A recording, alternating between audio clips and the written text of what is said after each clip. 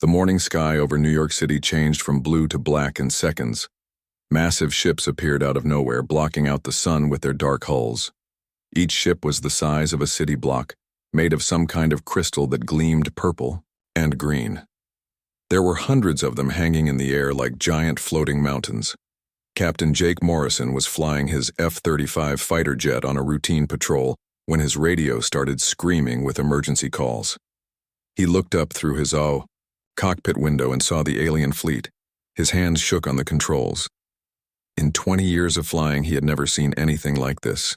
"Control tower, this is Morrison. Are you seeing this?" he said into his radio. "We see it, Morrison. Return to base immediately. All units return to base." But Jake could not move. He watched as smaller ships dropped from the big ones like seeds, falling from trees. These smaller craft were still huge, each one the size of a football field. They fell toward the city below, and Jake knew people were about to die. 3,000 miles away, Dr. Lisa Grant was working her night shift at NORAD headquarters deep inside Cheyenne Mountain. The computer screens around her suddenly lit up, with red warnings. Satellite feeds showed the same scene happening all over the world. London, Tokyo, Sydney, Moscow. Every major city on Earth had alien ships hanging over it. "Sir, you need to see this," Lisa called to her commanding officer. General Robert Hayes came running over, his coffee cup still in his hand. "What am I looking at, Doctor?" the general asked. "First contact," Lisa said quietly. "And I don't think they're here to talk." On the other side of the country, Marine Sergeant Danny Brooks was enjoying his day off in Los Angeles. He was walking on the beach with his girlfriend when the sky went dark. People around him started pointing and screaming. Danny looked up and felt his stomach drop. The alien ships were so big they made the skyscrapers look like toys. His phone rang. It was his commanding officer. "Brooks, get to base now. This is not a drill." Danny kissed his girlfriend goodbye and ran to his car. As he drove through the city streets, he saw people panicking. Some were trying to drive away, creating massive traffic jams. Others were standing on sidewalks taking pictures with their phones like this was some kind of show. The first alien drop pods hit the ground 10 minutes later. Danny watched from his car as a pod crashed into a parking lot 2 blocks away. The ground shook like an earthquake. When the dust cleared, he saw something that would give him nightmares for years. The pod opened like a flower, and creatures came out. They were tall, maybe 8 feet, with 4 arms and skin that looked like metal. Their heads were shaped like triangles, and they had no eyes that Danny could see. Instead, they had some kind of sensors that glowed red. Each alien carried a weapon that looked like a crystal staff. The creatures moved toward a group of people who had been watching. Danny wanted to help, but he was too far away. He watched in horror as the aliens raised their weapons. Beams of purple light shot out, and the people simply disappeared. Not killed, not hurt. They just vanished like they had never been there, at all. Danny pressed the gas pedal to the floor and raced toward the Marine base. Far away in space, beyond the moon, other beings watched the invasion begin. They sat in a huge station that looked like a spinning wheel made of silver. These were the members of the Galactic Council, 12 different alien species who had been watching Earth for decades. Council Elder Vexenari was the first to speak. His species looked like giant insects with wings that changed color based on their mood. Right now, his wings were dark blue, which meant he was bored. "Another routine conquest by the Zephyrians," he said to the other council members. "The humans will surrender within 3 solar cycles as predicted." Archiver Morthek, who looked like a walking tree with crystal branches, made a note in his records. "The Zephyrians have conquered 17 systems using these same tactics. The pattern never changes." The council had rules about not interfering in conquests. They only stepped in if one species tried to completely destroy another. The Zephyrians usually just took over planets and made the local species work for them. It was cruel, but not against council law. "How long before the human leaders contact the Zephyrian fleet to surrender?" asked another council member. "Based on our data about human psychology, no more than 2 days, Vexenari replied. "They are an emotional species. Fear will make them give up quickly." Back on Earth, the invasion was spreading fast. In New York, Captain Morrison had made it back to his airbase, but the runways were already under attack. Purple beams from alien ships were melting the concrete. Other pilots were trying to get their jets in the air, but most of the planes were destroyed before they could take off. Morrison managed to get his F-35 airborne along with 5 other pilots. They flew straight at the nearest alien ship, firing missiles. The missiles hit the crystal hull and exploded, but they did no damage at all. The alien ship did not even seem to notice. "This is Morrison to all units. Our weapons are not working. Repeat, conventional weapons have no effect." Then the alien ship fired back. A beam of purple light swept across the sky like a giant sword. 2 of Morrison's wingmen disappeared instantly, their jets vaporized. Morrison dove toward the ground, his heart pounding. At NORAD, Dr. Grant was trying to coordinate with military bases around the world. The reports coming in were all the same. Human weapons could not hurt the alien ships. Tanks, missiles, even nuclear weapons had no effect on the crystal hulls. "We need to evacuate the cities," General Hayes said. "Get as many people away from the drop zones as possible." "Sir, where can they go?" Lisa asked. "The aliens are hitting every major population center. There's nowhere to run." In Los Angeles, Sergeant Brooks had finally reached the Marine base. The place was chaos. Marines were loading trucks with weapons and supplies. Orders were being shouted over loudspeakers. Everyone was trying to figure out what to do against an enemy their weapons could not hurt. Brooks found his unit commander, Captain Williams. She was a tough woman who had served in 3 wars, but now she looked scared. "What are our orders, ma'am?" Brooks asked. "Survival," she said. "Help evacuate civilians and try to stay alive. We're fighting something we don't understand with weapons that don't work." As the first day of the invasion ended, the alien ships had landed ground forces in every major city on Earth. Millions of people had been captured or had simply vanished under the purple beams. The human military was in full retreat, but in small towns and rural areas, people were starting to organize. They were gathering weapons, sharing information, and preparing to fight back. The aliens had expected quick surrender, but they had made one mistake. They did not understand humans very well. The war was just beginning. 3 weeks had passed since the aliens first appeared in Earth's skies. The Zephyrians controlled every major city, but something was not going according to their plan. The humans were supposed to surrender by now. Instead, they were fighting, back in ways the aliens had never seen before. Colonel Amy Peterson crouched behind a fallen tree in the Rocky Mountains of Colorado. Snow covered her uniform, making her nearly invisible against the white landscape.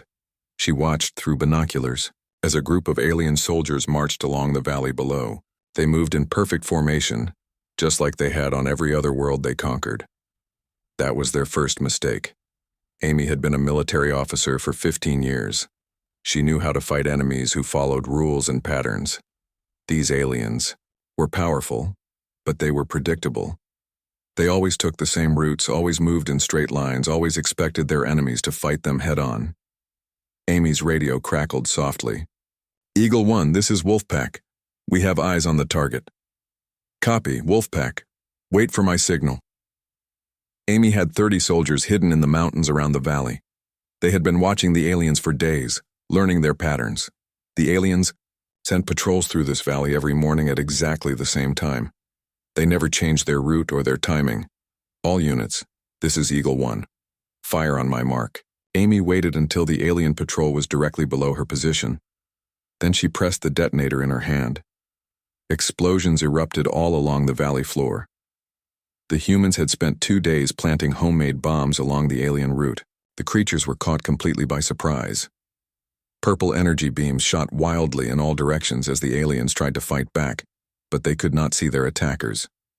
Amy's soldiers were hidden in caves and behind rocks, firing down at the confused aliens with hunting rifles and military weapons. The alien weapons were more powerful, but the humans had the advantage of position and surprise. Within 10 minutes, the entire alien patrol was destroyed. "Pack it up, people," Amy called over the radio. "We moved to the next position in 30 minutes. Her soldiers melted away into the mountains like ghosts. By the time alien reinforcements arrived, there was nothing to find except empty mountains and snow.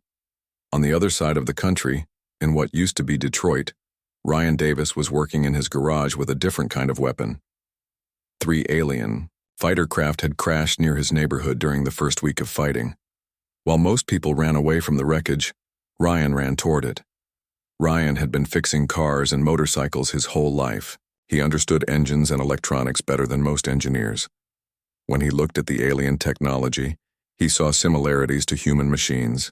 Different materials, different power sources, but the same basic ideas. "Hand me that wrench, Helen," he said to the woman working beside him. Dr. Helen Carter had been a physics professor at MIT before the invasion. Now she was helping a mechanic in Detroit figure out how alien weapons worked. She never thought her career would take this turn, but the world had changed in ways no one expected. "The power cell is definitely some kind of crystal matrix," Helen said, studying the alien device with a magnifying glass. "It stores energy like a battery, but it's much more efficient than anything we have." Ryan nodded. He had removed the power cell from an alien weapon and was trying to connect it to a human rifle. It should not work, but Ryan had a feeling it might. He had always been good at making things work that were not supposed to. "Try it now," Helen said. Ryan pointed the modified rifle at a pile of scrap metal across the garage and pulled the trigger. A beam of purple energy shot out and completely melted the metal pile. Both humans stared in amazement. "Well, I'll be damned," Ryan said. "We just made ourselves an alien gun." 3,000 miles away, Commander Steve Jackson was coordinating with military units around the world from his hidden command post in an abandoned subway tunnel under Washington, D.C. The official government had evacuated to secret bunkers, but Steve and his team were still fighting. Steve had been a Navy pilot before the invasion, but now he was something new. He was helping coordinate resistance groups in dozens of countries. The aliens had cut most communication systems, but humans were creative. They used ham radios, satellite phones, and even old Morse code to stay in touch. "London report successful. Strike on alien supply depot," reported Lieutenant Kate Williams, who was monitoring radio traffic. "Tokyo resistance has captured alien vehicles. Sydney teams have disrupted 3 patrol routes." Steve looked at the map on his wall. Red pins showed alien positions. Green pins showed human resistance groups. There were far more green pins than there had been a week ago. "The pattern is spreading," Steve said. "Humans everywhere are learning to fight these things." Kate nodded. "The aliens are starting to change their tactics too. They're sending larger patrols now, varying their routes. More. Good," Steve said. "That means we're hurting them." In space, the Galactic Council was having an emergency meeting. Elder Vexinari's wings were now bright red, which meant he was confused and angry. This conquest was not going according to any pattern they had seen before. "The humans should have surrendered weeks ago," he said to the other council members. "Instead, their resistance is growing stronger." Archiver Morthek was studying reports from observation stations around Earth. "The human resistance groups are sharing information and tactics faster than we predicted. They are adapting to Zephyrian methods and finding weaknesses." "Impossible," said another council member. "The Zephyrians have conquered 17 systems. Their tactics are proven." "Yet the humans are succeeding against them," Morthek replied. "Look at these reports. Ambush tactics, improvised explosives, reverse engineering of captured technology. The humans are not fighting like any species we have observed." Council leader Prime Kelthani, who looked like a giant floating jellyfish made of light, spoke for the first time. "Perhaps we need to study these humans more carefully. There may be something about their psychology that we have missed." Back on Earth, the resistance was growing every day. Dr. Lisa Grant had escaped from NORAD when it was overrun and was now working with civilian groups to maintain communication networks. She used her knowledge of satellites and computer systems to help resistance groups coordinate their attacks. In Los Angeles, Sergeant Danny Brooks was leading evacuation efforts in the mountains outside the city. He had saved thousands of civilians and was training them to fight. Many were just ordinary people, teachers, shopkeepers, students. But they were learning to use weapons and work as a team. Captain Jake Morrison had lost his F-35, but he found a new purpose training other pilots to fly captured alien aircraft. The first attempts had been disasters, but humans were quick learners. Now they had a small squadron of alien fighters flown by human pilots. The Zephyrians were discovering that conquering Earth was not like conquering other worlds. Other species fought until they lost, then surrendered. Humans fought until they lost, then found new ways to fight. They adapted, improvised, and never gave up. Every defeat taught them something new. Every victory made them stronger. The aliens had superior technology, but the humans had something the Zephyrians did not understand.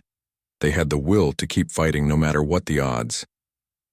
6 months had passed since the first alien ships darkened Earth's skies. The war that was supposed to end in days had become something the Zephyrians never expected. The humans were not just surviving anymore, they were winning. Lieutenant Kate Williams pressed herself against the cold metal wall of the alien command ship. She could hear the strange humming sounds the Zephyrians made when they talked to each other. Her team of 12 soldiers waited behind her in the dark corridor. They had been planning this mission for 2 months. Getting inside the alien ship had been nearly impossible. The humans had to capture a Zephyrian transport vessel first, then use it to get close to the command ship. Kate's team had practiced the assault hundreds of times using captured alien equipment and intelligence gathered from previous raids. "Remember, we have 15 minutes before they notice we're here," Kate whispered to her team. "Get the data files and get out." Kate had been a simple army lieutenant before the invasion. Now she was leading the most important mission of the war. The humans needed to know how the alien command structure worked, where their weaknesses were, and how to hurt them where it really mattered. The team moved through the ship like shadows. The aliens had not expected humans to ever get inside their vessels, so their security was focused on external threats. Kate's soldiers used small explosive charges to open locked doors and neutralized alien guards with captured energy weapons. They reached the command center in 8 minutes. Kate's electronics specialist, Corporal Tim Brooks, plugged a human-made device into the alien computer system. The device had been built by Ryan Davis and Dr. Helen Carter, who had become the leading experts on alien technology. "Data download in progress," Tim whispered. 3 minutes remaining. Alarms started blaring throughout the ship. Red lights flashed in patterns that hurt human eyes. The aliens had discovered the intrusion. "We've got company," called Sergeant Lucy Park from her position at the door. Alien soldiers were running toward their position, their crystal weapons charging with purple energy. Kate's team held their ground. They used furniture and equipment as cover, firing their modified weapons at the approaching aliens. The humans had learned to fight in close quarters, using speed and tactics to overcome the aliens' superior firepower. "Download complete," Tim announced. "Move, move, move," Kate shouted. The team fought their way back to their stolen transport ship. 3 soldiers were injured, but they all made it out alive. As they flew away from the command vessel, Kate looked at the data device in her hands. This information could change everything. Meanwhile, in his underground laboratory in Denver, Dr. Marcus Lee was putting the finishing touches on humanity's newest weapon. The lab had been built in an old subway tunnel, hidden from alien scanners. Marcus had been working 18-hour days for months to create something that could match alien firepower. "Fire up the test chamber," Marcus called to his assistant, engineer Sophie Martinez. The weapon looked like a large rifle, but it was completely different from anything humans had built before. Instead of bullets or explosives, it fired concentrated plasma energy, just like the alien weapons. But Marcus had made improvements that even the Zephyrians had not thought of. Marcus pointed the weapon at a target made of alien hull material and pulled the trigger. A bright blue beam shot out and cut through the crystal like butter. The target completely melted in seconds. "It works," Sophie said in amazement. "We finally have something that can punch through their armor." "Better than that," Marcus replied, with a smile. "This thing is more powerful than their weapons. We just became the ones with superior firepower." Across the country, Air Force Major Paul Turner was coordinating the largest human military operation since the invasion began. Paul had discovered something important about the aliens. They needed supplies just like humans did. Their ships required fuel, Their weapons needed energy and their soldiers needed food. Paul had spent months mapping alien supply routes. He learned that the Zephyrians were bringing resources from their home planet through giant cargo ships that landed at hidden bases. These supply lines were the aliens' weakness. "All units, this is Thunder Leader," Paul spoke into his radio. "Operation Stranglehold is a go." Simultaneously, human forces attacked alien supply depots in 12 different locations. The attacks were coordinated perfectly. While alien forces were dealing with one assault, 3 more would hit different targets. Paul led the attack on the largest supply base himself. He flew a captured alien fighter, modified with human electronics and weapons. Behind him flew 20 other human pilots in alien ships. They had learned to use the aliens' own technology against them. The supply base was heavily defended, but the aliens were not expecting an air attack using their own vehicles. Paul's squadron destroyed fuel storage tanks and supply warehouses before the alien defenders could react effectively. "Target destroyed," Paul reported. "Supply base is no longer operational." Similar reports came in from all 12 attack sites. In one day, the humans had crippled the alien supply network. The Zephyrians would have to bring new supplies from their home planet, which would take weeks. In space, the Galactic Council was watching these events with growing concern. What they were seeing should have been impossible. A primitive species was not just resisting conquest. They were pushing back against one of the galaxy's most successful military forces. Council Elder Vexnari's wings had turned completely white, which meant he was experiencing something he had never felt before: shock. "The humans have destroyed primary Zephyrian supply installations," he reported to the other council members. Archiver Morthek was updating his records as fast as he could. Nothing like this had ever happened before. "The Zephyrian High Command is requesting reinforcements from the home fleet," he said. "They are admitting that the conquest is not proceeding as planned." "This changes everything," said Council Leader Prime Kelthani. "If the humans can defeat the Zephyrians, it will upset the balance of power in this entire galaxy sector." Back on Earth, the tide of war was clearly turning. Human resistance groups were now operating in every major population center. They had captured alien technology, weapons, and vehicles. More importantly, they had learned how to fight an enemy that had seemed unbeatable just months before. Dr. Lisa Grant was now coordinating global communications from a hidden base in the Canadian wilderness. She had connected resistance groups on every continent, allowing them to share information and tactics instantly. "London reports successful capture of alien command post," she announced to the other commanders. "Tokyo has liberated 3 city districts. Sydney forces have shot down 6 alien patrol craft." Commander Steve Jackson looked at the tactical display. Green markers now outnumbered red markers in many areas. "We're not just surviving anymore," he said. "We're taking our planet back." The Zephyrians were learning what other species had never taught them. Humans did not just adapt to new situations, they improved on them. Every captured alien weapon became better in human hands. Every defeated alien tactic became a human victory strategy. The invaders who had expected quick surrender were now facing a species that got stronger with every battle. The humans were no longer the frightened victims of 6 months ago. They had become something the galaxy had never seen before. They had become dangerous. 8 months after the first alien ships appeared, Captain Sam Rodriguez stood on the bridge of a captured Zephyrian destroyer. The ship had been renamed Earth's Vengeance by his crew. Sam never thought he would be commanding an alien warship, but the war had changed everyone in ways they never expected. "Target acquired, Captain," reported his navigator, Corporal Nina Hayes. She was a demolitions expert who had learned to fly alien ships by reading captured manuals and lots of trial and error. Through the view screen, Sam could see the massive Zephyrian flagship hanging in Earth's orbit. It was 10 times larger than any other alien vessel, shaped like a giant crystal pyramid with weapons bristling from every surface. This was the command ship for the entire invasion fleet. "Communications.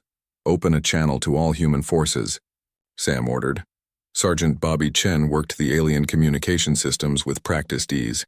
"All frequencies open, Captain." Sam picked up the microphone.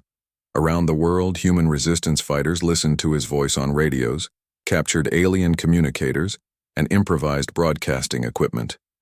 This is Captain Rodriguez to all human forces. Today we end this war. Today we take our planet back. All units, begin final assault. The attack came from everywhere at once. Human fighters using captured alien technology rose from hidden bases around the globe. They had been preparing for this moment for months, gathering intelligence, building weapons, and coordinating their efforts. Colonel Amy Peterson led ground forces in a massive assault on the alien base in Colorado. Her mountain fighters had grown from 30 soldiers to 3,000 volunteers. They used alien weapons they had captured and improved, human tactics the aliens could not predict, and the home field advantage of knowing every rock and tree in their territory. All units advance, Amy called over her radio. Show these invaders what humans do to bullies. In Detroit, Ryan Davis and Dr. Helen Carter were launching their own attack. They had spent months building a workshop that produced human-alien hybrid weapons. Now they led a force of mechanics, engineers, and scientists armed with technology that was better than anything the Zephyrians had brought from their home world. "Remember, aim for their power cores," Ryan shouted as his team advanced on the alien-controlled city center. "We built these weapons to punch through their armor like paper. The new human plasma weapons cut through alien defenses like they were made of cardboard." The Zephyrians had not expected their enemies to develop superior technology in just 8 months. It had taken them centuries to reach the same level. In space, Sam's destroyer was part of a fleet of captured alien ships now flown by human crews. They surrounded the Zephyrian flagship from all directions. The alien commander had nowhere to run. "Nina, Bobby, you're with me," Sam said. "We're going aboard that flagship." The 3 humans used a small alien shuttle to reach the massive command ship. They docked in a cargo bay and fought their way through corridors filled with desperate alien defenders. The Zephyrians knew they were losing and were making their last stand. Nina placed explosive charges on key systems as they moved through the ship. Bobby used his knowledge of alien electronics to disable their weapons and shields. Sam led the way with a plasma rifle that could cut through alien armor like butter. They reached the flagship's command center in 20 minutes. The alien commander, General Vorthak, was waiting for them. He was larger than other Zephyrians with golden armor that marked his high rank. "You cannot defeat us," the alien general said in broken English. "We have conquered 17 worlds. We are superior." Sam looked at the alien commander and smiled. "You were superior, but you made one mistake. You gave us time to learn." Nina's explosives detonated throughout the ship.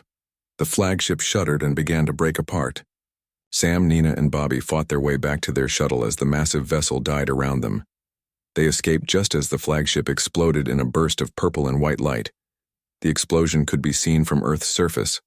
All across the planet, humans cheered as their oppressor's command ship became a cloud of debris.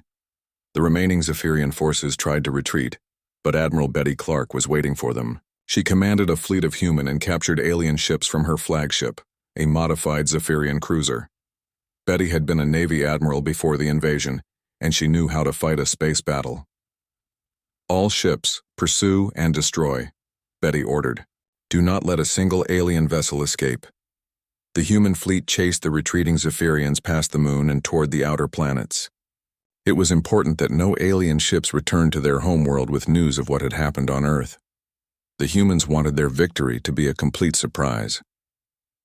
In the Galactic Council's observation station, the mood was one of complete shock. Elder Vex Nari's wings had turned colors that other council members had never seen before. He was experiencing emotions that his species did not have words for. "The humans have achieved total victory," Archiver Morthek reported. "The Zephyrian invasion force has been completely destroyed." Council Leader Prime Kelthani floated in the center of the chamber, his light pulsing with what looked like amazement. "In 8 months, a species we classified as primitive has not only repelled invasion, but has captured and improved upon advanced alien technology." "What do we do now?" asked another council member. "We make contact," Kelthani replied. "These humans must be recognized as a sovereign species. They have earned their place in the galactic community." On Earth, the victory celebrations lasted for days. Cities that had been occupied were free again. Families were reunited. The nightmare was over. Dr. Lisa Grant found herself appointed as Earth's Chief Science Advisor for Alien Affairs. Captain Jake Morrison became the leader of Earth's new Space Defense Force. Colonel Amy Peterson was put in charge of training Earth's ground forces in the new style of warfare they had developed. 3 weeks after the final battle, a new ship appeared in Earth's orbit. It was not Zephyrian. This vessel was silver and peaceful-looking with no visible weapons. It broadcast a message in perfect English. People of Earth, this is the Galactic Council. We come in peace to offer you membership in our alliance. You have proven yourselves to be a remarkable species. Dr. Grant, Captain Morrison, and Colonel Peterson were chosen to represent humanity in the first official contact with the galactic community. They met the council representatives on the moon, in a specially built conference facility. Welcome to the galactic family, Council Leader Prime Kelthani said. Your species has achieved something unprecedented. You have shown that determination and ingenuity can overcome any obstacle. The three humans looked at each other and smiled. 8 months ago, they had been ordinary people living ordinary lives. Now they were the representatives of a species that had earned respect through strength, courage, and the refusal to give up.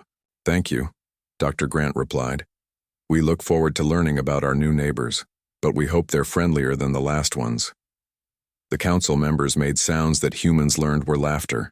Earth was no longer alone in the universe, and thanks to their victory over the Zephyrians, they were joining the galactic community as equals, not as conquered subjects. The species that had nearly been destroyed had instead become one of the most respected civilizations in the galaxy.